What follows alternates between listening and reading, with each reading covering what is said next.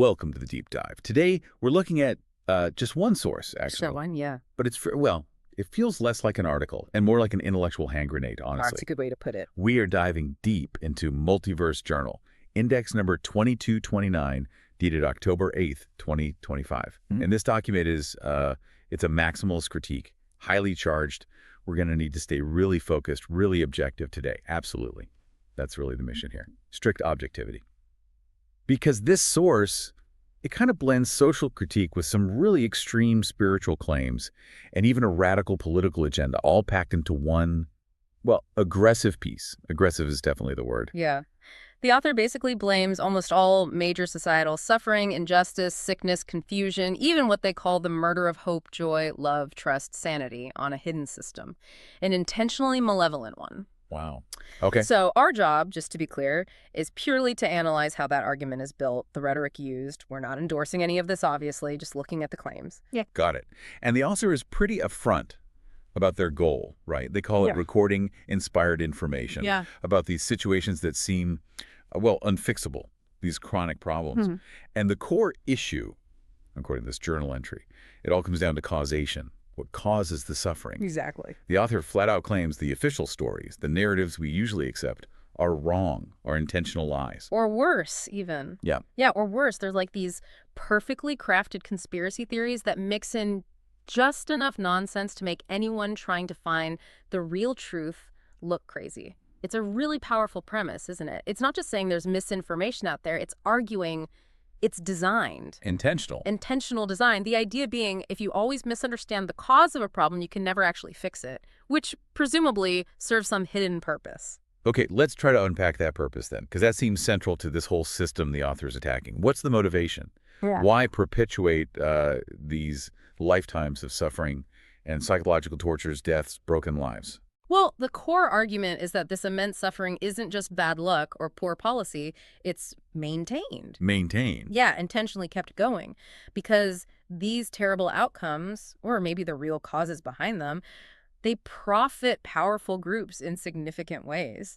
It's presented as like an economic system where misery and chaos are the actual commodities. Wow. And that connects to what the author says about solutions, right? If the diagnosis is wrong, the cure will be too. Precisely. The author makes this really counterintuitive claim that the reasonable solutions, the ones proposed within those false narratives we talked about, they actually make things worse. It's a chilling idea, the kind of horrifying feedback loop. You try to fix the problem based on the lie. And you cause more suffering, maybe unintended, but suffering nonetheless. Exactly. And according to the author, that amplified suffering then feeds back into the system, increasing the profits and power for whoever these hidden groups are. So the system reinforces itself. It justifies itself, perpetuates itself. Yeah, the journal actually calls this whole setup a machine from hell. A machine from hell. Seriously. That's the term used, stating it's deliberately designed so that most people can't solve the problems because its real function is failure, maximizing that failure. Okay, that's a lot to take in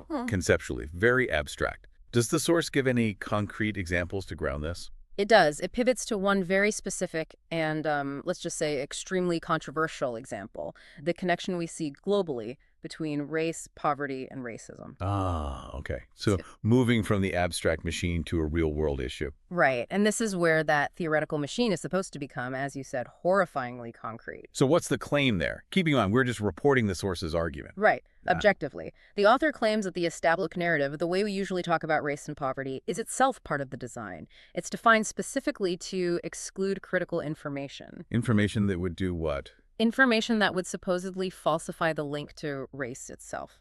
In this author's view, the intense focus on race is the intentional misdirection. It's the lie within the bigger lie. Okay.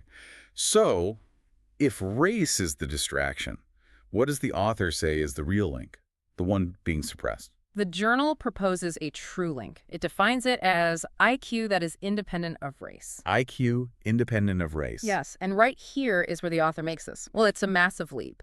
Connecting a social science concept directly into the metaphysical almost immediately. Wait, how do they jump from something like alleged statistics to spiritual warfare? Well, the claim is, something. The claim is that if this simpleness of the true link, as they call it, were widely accepted. Which the author clearly thinks it should be. Right. Then people would be forced, absolutely forced, to come face to face with the very real presence of Satan exists and widespread demonic possession. Whoa. Okay, so the reason society supposedly can't handle this specific metric is proof of demons. That's the author's logic, yes. The inability to even discuss it openly is presented as positive proof of a demonic conspiracy working overtime to keep the false race narrative going. And the author talks about consequences for anyone who does try to bring up this alternative view. It sounded pretty severe. Oh, extremely. The journal claims suggesting this true link triggers a kind of programmed punishment reflex. Like what kind of punishment? Not just losing an argument online. They list potential loss of your job, your whole career, even friends and family turning against you. Wow. And the author frames this intense isolation, social, professional, as a deliberate defense mechanism. Yeah. Built into the system, pre-programmed, to make sure the supposed truth never gains traction. And it gets even more extreme, right? The author actually spiritualizes the people enforcing this, calls them satanic programmed golems. Precisely, that's the term used. The author directly connects upholding the false narrative, and they specifically mention the act of blaming evil white Christian males for problems to these golems. Saying they feel actual pleasure in doing so. Great pleasure, is the phrase. So that ties the specific sociologic point right back into the overarching theme. Widespread demonic possession is supposedly pulling the strings, keeping the machine from hell humming along. It's quite a synthesis, really social critique, and just extreme spiritual claims woven together. It's definitely a unique perspective. Yeah. And it seems the author is willing to redefine basic concepts too. Let's talk about profit.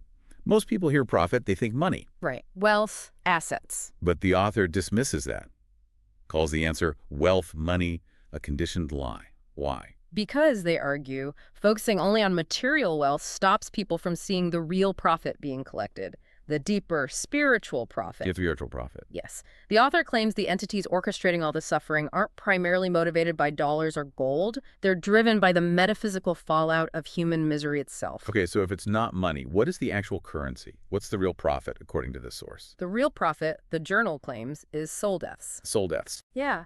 Human souls being, and this is graphic, eternally chewed and digested by the demonic in hell. To what end? To strengthen them for their climb out of the pit. It's a radical claim. It basically positions all this global suffering as spiritual fuel for demons. And what about the humans involved, the powerful people supposedly serving this system?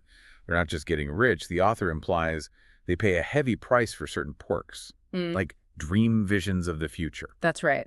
And the alleged costs, the service costs detailed in the journal are, well, they are among the most shocking parts of the text. How extreme are we talking? The source alleges that these willing human collaborators are required to perform ritual sacrifices. Okay. Specifically, the text mentions a requirement of a third trimester unborn baby tortured to death, silently screaming. Good Lord. Described as a ritual sacrifice, often involving what the author calls abortion witches to provide this, infinite rich and juicy offering to the specific demon granting those future visions. That's quite a leap from critiquing social narratives to claims of ritual infant sacrifice. It feels like a deliberate shock tactic. It certainly functions as one, rhetorically. I think it serves a couple of purposes for the author's argument. First, it justifies the need for an equally extreme solution. Right. If the problem is that bad, normal fixes won't cut it. Exactly. Standard politics looks completely inadequate against that level of claimed spiritual evil.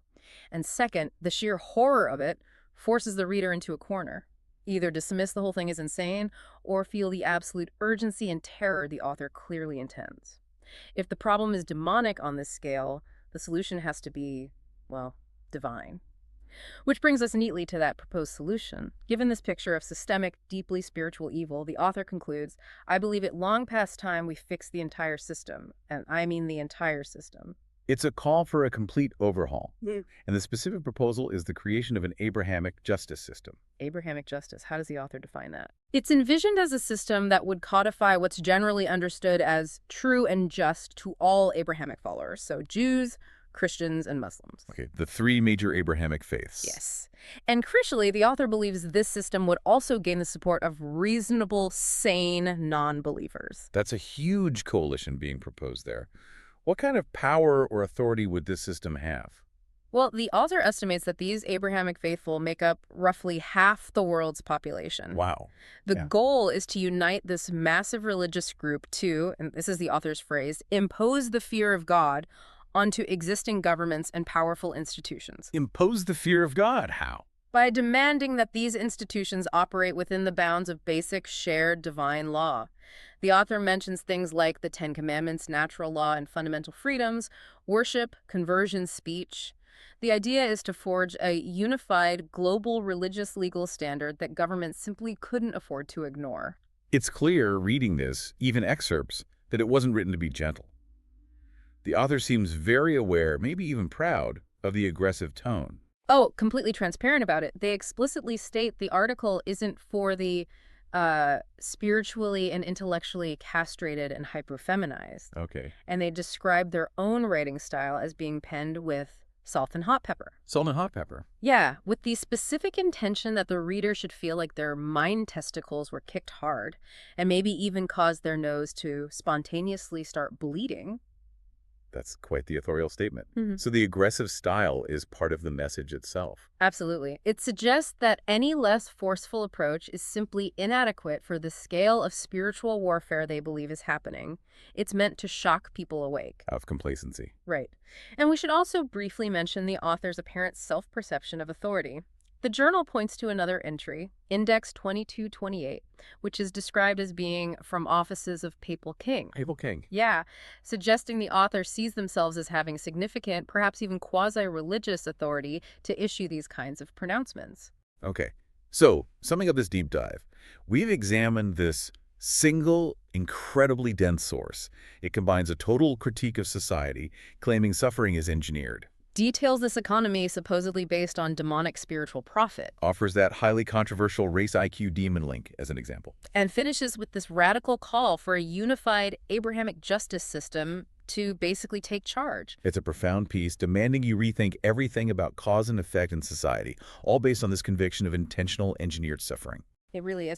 And it's crucial as we wrap up just to stress again that need for impartiality when facing material like this. We've aimed to give you the full picture of the author's arguments, the scope of their claims, without us endorsing the often shocking viewpoints or premises involved. Absolutely. So as you process all this intense information, here's something to think about. The author demands uniting potentially billions of people to impose the fear of God on institutions, partly in the name of liberty and dignity. But given the source's own claims about engineered suffering, false narratives, and the aggressive methods deemed necessary, what might merging such potent spiritual authority with governmental power actually mean for those very concepts of liberty and dignity? That's a thought for you to carry forward.